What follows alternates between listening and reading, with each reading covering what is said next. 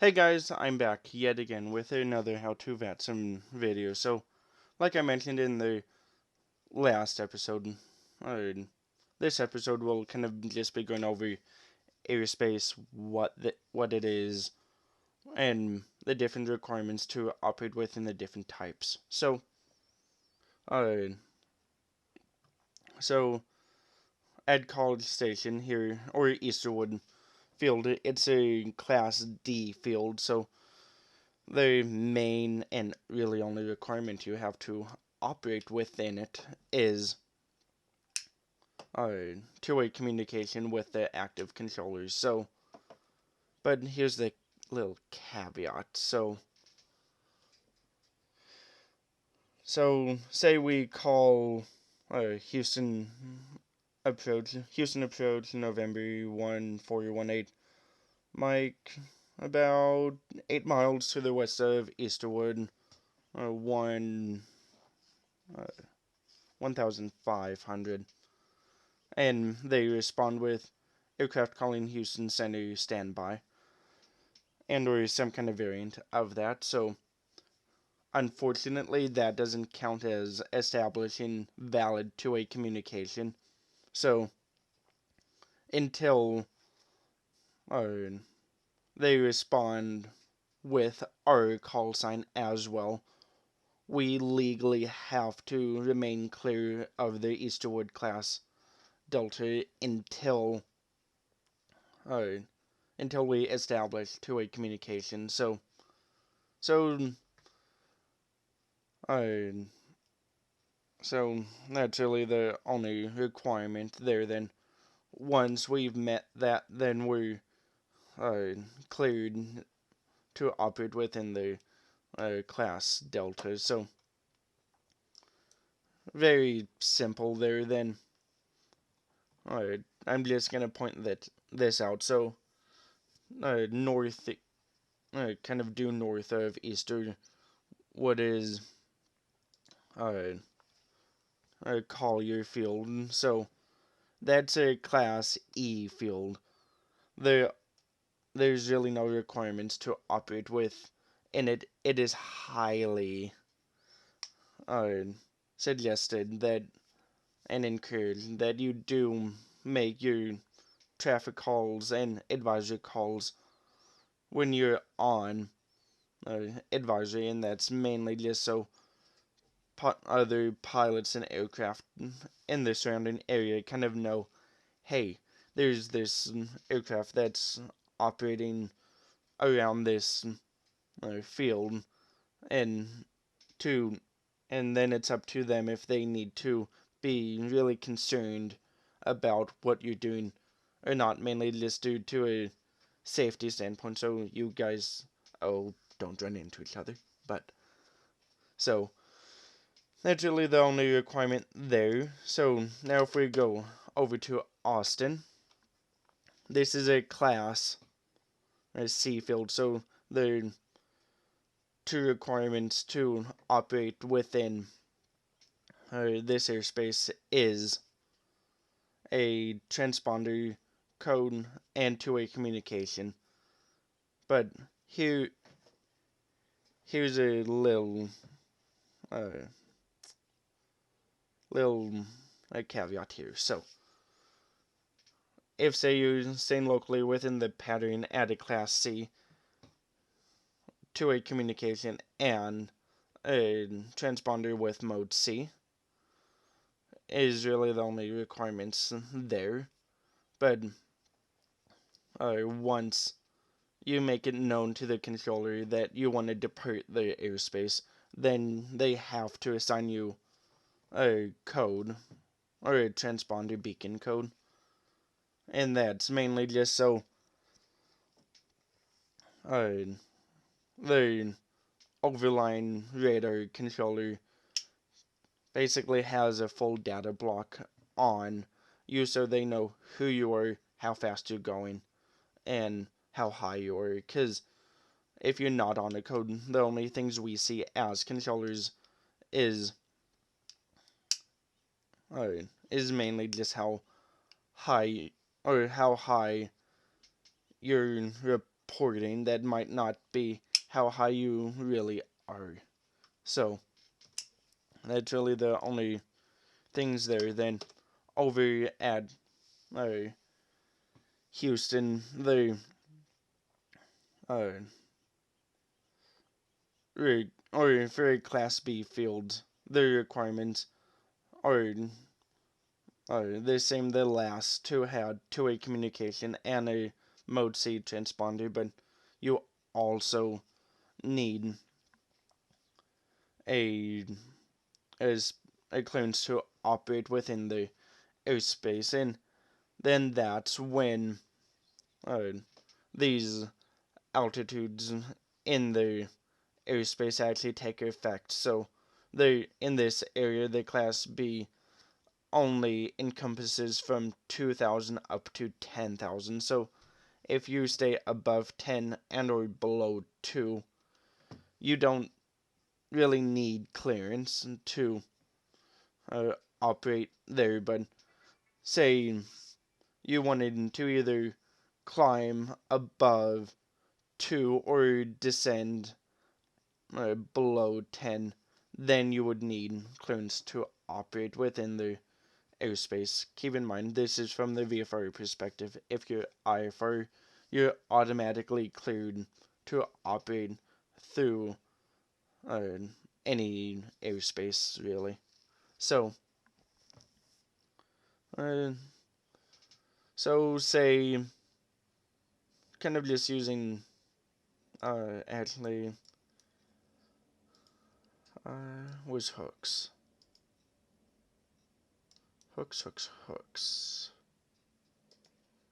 Ah, so, there's hooks. So, let's say we want to uh, land at hooks and we're oh what just happened? So let's say we're 5 miles north of hooks and the Class B shelf that we're in starts at 3, but we're at 2,500. So we would call approach Houston approach November 1418 Mike about 6 miles north of hooks 2,500. So then, since as a pilot you should always be diligent of airspace, and as controllers we need to know our airspace and the shelves basically like the back of our hands. So uh, since there's no real way to either skirt around it and or through it, really. So, actually, never mind, there is a way if I remember correctly. Yes, there is. So, there is this VFR quarter here that we could use to get into hooks, if I'm correct. Uh, let's see here. So, da da da da dum.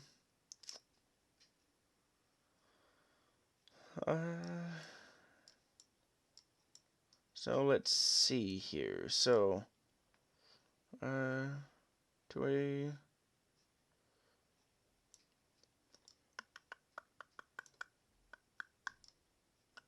Um, I'm pretty sure that we should be uh, able to use these V4 quarters to get in and out of uh, hooks if we wanted to.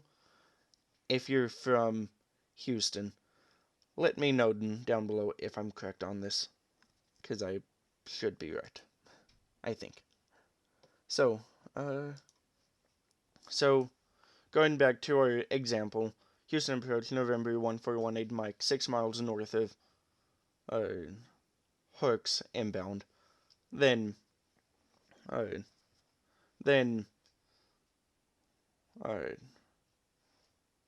So, actually, no, in that example, we could technically uh, directly call Hooks Tower, and they since they start at 2000, uh, all we really would need to do is descend to 2000 or lower. Then once we establish two-way with Hooks Tower, then we can operate within the airspace. But let's say, uh, let's say we're out here, which is about 15 west of Hooks. So this time we wouldn't actually need to uh, talk to Houston since the next shelf here starts about 8 miles east of, or correction, west of Hooks. So Houston approach November 1418 Mike, about 15 miles to the west of Hooks inbound. So then once when they have the chance, keep in mind Houston can be really, really busy at times, especially with where Hooks is located directly under the finals for the parallels at Houston.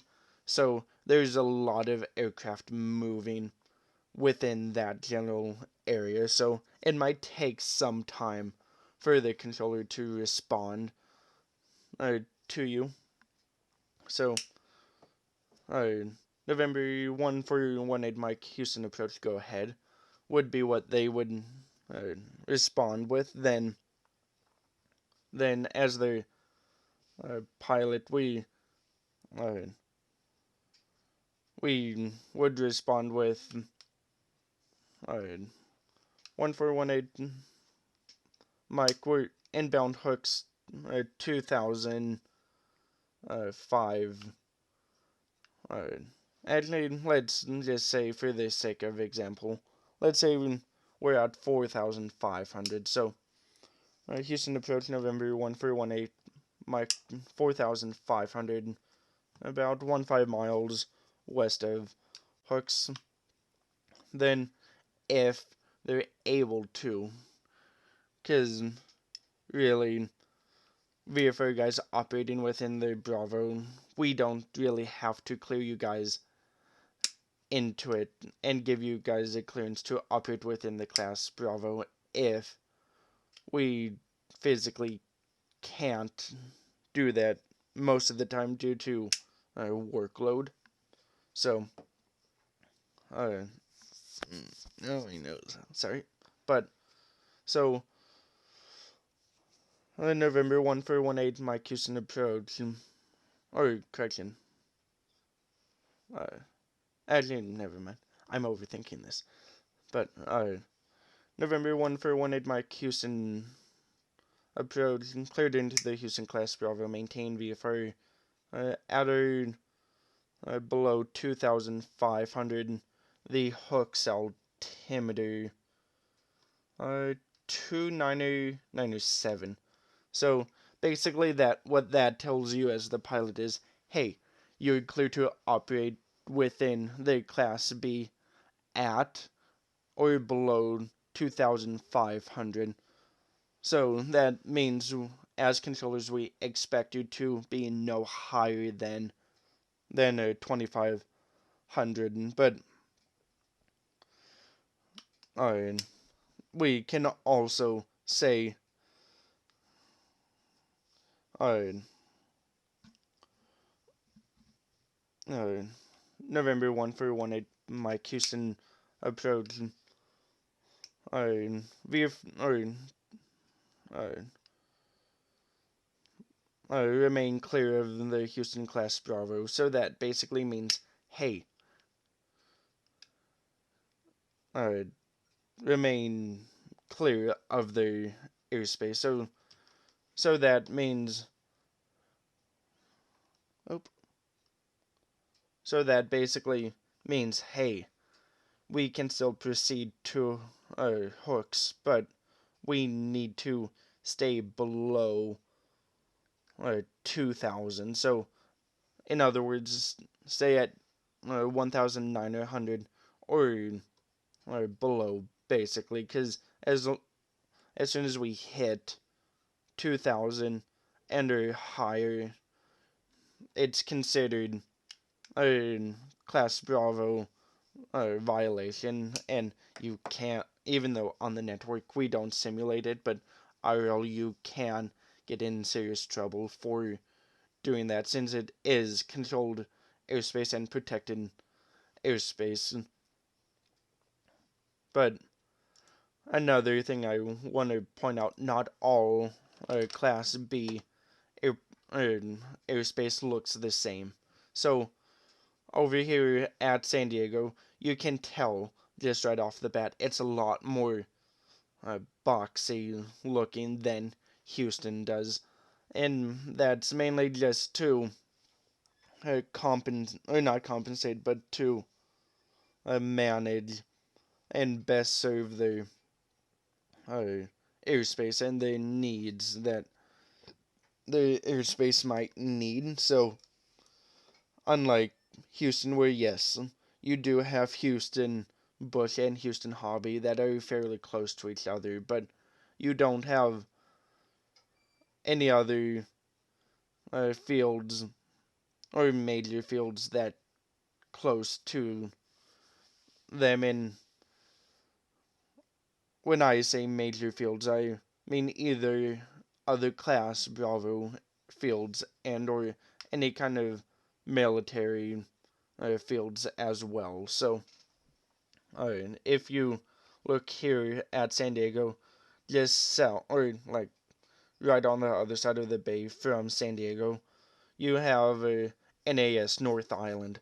So you don't only have a Navy and a Air Force that are going out of there, but north of San Diego, you also have a NAS and MCAS Miramar. So you do have two decently big uh, army or not army, but military installations close to the field. So that's mainly why it's so boxy versus Houston, where it's a lot rounder and a lot easier to kind of navigate and kind of avoid if you're not cleared into the airspace. Then the final type of airspace is Class A airspace, which extends from flight level 180 to flight level 600, and that airspace is specifically delegated for any and all IFR aircraft. So if you're VFR, the highest you're allowed to go is 17,500, which is right below uh, the start of Class A airspace. So to operate any higher than that, you would need to uh, pick up some kind of IFR flight plan and also have the proper equipment on board your aircraft to operate within that airspace. But that's really airspace in a nutshell. So, uh, actually, no, here's one things. Is it on the flight chart here? No, it's not. I think it's on the attack chart, if I remember correctly. No? Where did I see it? I'm, I'm pretty sure it's on the San Diego fly. Uh, it is question mark? Oh no, I know where it is. Hold on.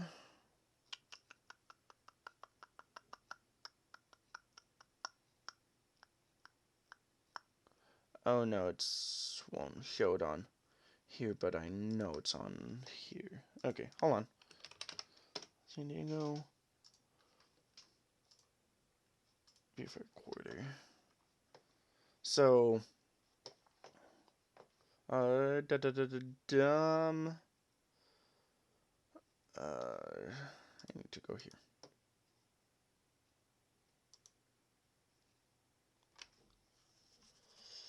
Window capture.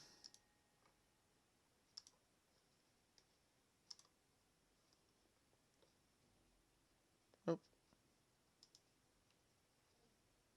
sorry about this, guys.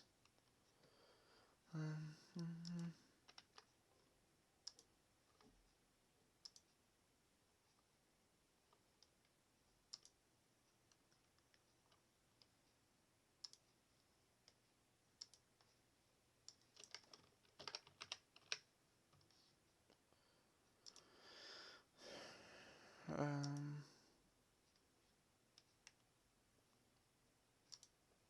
okay, so this is a, a good example here. So this is the Beaver Quarter at, or in San Diego, Houston, and most other Class B fields have something similar to for VFR guys to kind of transit their airspace. Uh, so as you can see, da da da da dum. So either you have to, or you have to be below 4,700 and above 3,300 to operate within uh, the VFR quarter, and you you do have to be in communication uh, with a controller. Most of the time, it's gonna be a Limburg Tower, just because of the heavy flow that's coming in and out of San Diego. So and and another, even though yes, I know insaneries uh, and for anyone that's not local to the area might not know these uh, reporting points, but if you learn the visual reporting points in the area, it makes our lives as controllers a whole lot easier we because the majority of us are local people to the area, so we know where these places are. So if we look back at a sky vector here, so you can see there's several reporting points uh, kind of in the area, and their the reporting points are normally delegated with their name and well, with a line under them. So let's say uh, we're north of San Diego and we want to uh, north, or correction, and we want to transit the Bravo. So either one, we can give them a distance from the field or a distance from a reporting point. So 9 out of 10, the most common one that you'll at least hear in San Diego is either Crystal Pier, uh, Mount Helix. I'm trying to think. Those are like the two main ones that I've heard the most. So we would uh, kind of call Limerick Tower November 1 for 18 Mike, about 2 miles north of Crystal Pier. Then, once we gave them our position and they responded to us, then we can put our request in to transit the airspace. And just like I stated when we were going through Houston, they don't necessarily need, they're not technically required to clear through the airspace if they're not able to. And, or they can tell us to, hey, contact approach on so and so frequency for your request. So even though they might not be able to accommodate the request, the overlying radar controller might be able to, and vice versa. Approach might not be able to, but the local tower might be able to. But that's basically airspace in a nutshell. If you guys have any questions, let me know below. But till then, I will see you.